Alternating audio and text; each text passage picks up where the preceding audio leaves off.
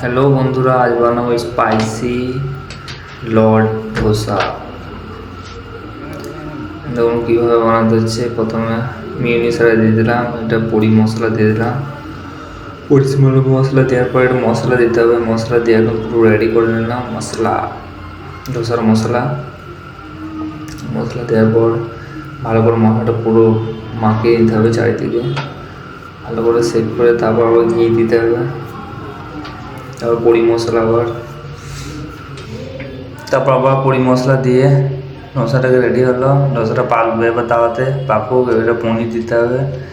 পনির great করে পনির দিয়ে দিলাম এটাতে।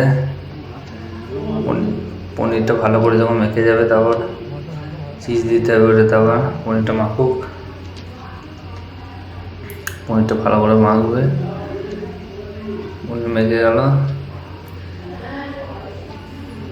পনিরগুলো ভাঙছে না, দেখছো পনিরগুলো ভাঙেই না। এবার চিজ দেবো, যেতে চিজ দিতে হবে। এবার চিজ দিয়ে ধোসা রেডি। ভালো করে গোটা চিজ দিতে হবে, সাদা বাটা করে। তারপরে বিট দিতে হবে এটার উপরে বিট দিতে হবে আবার। বিট দিলাম, বিট হয়ে গেল।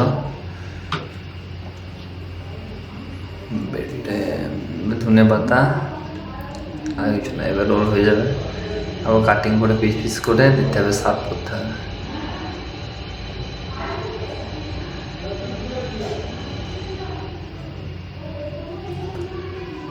পাকছে চিজগুলো একটু বলুক, মশলার সাথে মিশবে চিজগুলো।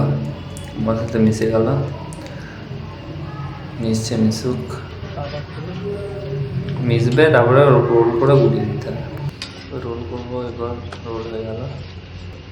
এবার কাটিং করে প্লেটে ডেকোরেশন করে দিয়ে দিতে হবে, সার্ভ। রোল হয়ে গেল রেডি। কাটবো ধোসাটাকে পিস পিস করে, যেরকম যায় ডেকোরেশন। পিস পিস করে কেটে তারপর ডেকোরেশন করে দিই। এই তো হয়ে গেল কাটিং।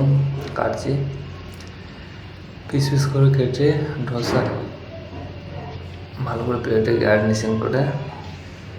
এটা করে আবার গার্নিশিং পড়বে মেসু চাটনি, নারকেল চাটনি, সাম্বার দিয়ে সার্ভ। এরপরে আবার পনির দিতে হবে নারকেল চাটনিটা মাঝে, তারপর পনির, তারপরে চিজ। পনির চিজ দিয়ে দিলাম।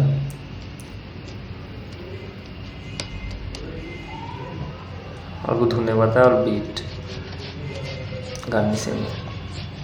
ধনে পাতা আর বিট গার্নিশিং হয়ে গেল। লর্ড স্পাইসি ধোসা রেডি হয়ে গেল। ধোসা এবার সার্ভ। এটা হয়ে গেলেই সার্ভ হয়ে যাবে।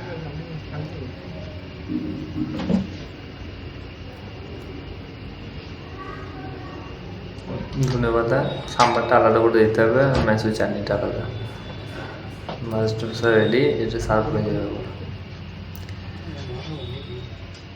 এটা প্রাইস হচ্ছে 200।